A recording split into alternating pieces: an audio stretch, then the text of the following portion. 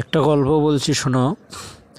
আবু জাহাম ইবনে হুযায়ফা রাদিয়াল্লাহু তিনি বলেন, ইয়ারমুকের যুদ্ধে আমি এক মশক পানি নিয়ে আমার চাচাতো ভাইয়ের সন্ধানে বের হলাম। হঠাৎ পানির পিপাসায় কাতর অবস্থায় তাকে দেখে নিকটে গেলাম। তার পাশে আরেকজন পিপাসায় কাতরাচ্ছে। চাচাতো ভাই পানি পান না করে ওই ব্যক্তির কাছে পানি পৌঁছানোর নির্দেশ দিলেন। নির্দেশ মতো আমি ওই ব্যক্তির কাছে গেলাম। তিনি পানি মুখে নেবেন, এমন সময় আরেকজনের আহ্বানি শোনা গেল। সঙ্গে সঙ্গে তিনিও পানির পাত্র মুখ থেকে সরিয়ে দিলেন এবং ওই ব্যক্তিকে পানি পান করানোর প্রতি ইশারা করলেন। আমি তৃতীয় ব্যক্তির কাছে গেলাম, কিন্তু হায়, ততক্ষণে তার প্রাণবায়ু উড়ে গেছে। তৎক্ষণাৎ ফিরে এলাম দ্বিতীয় জনের কাছে, তিনিও বেছে নেই। এমন তো অবস্থা আমি দৌড়ে গেলাম চাচাতো ভাই হিসাবের নিকট, কিন্তু হায় আফসোস, ততক্ষণে তিনিও সামিল হয়েছেন মহান প্রভুর দরবারে।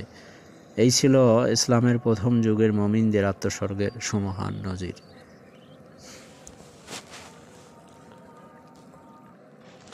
তিনিও সামিল হয়েছেন মহান প্রভুর দরবারে।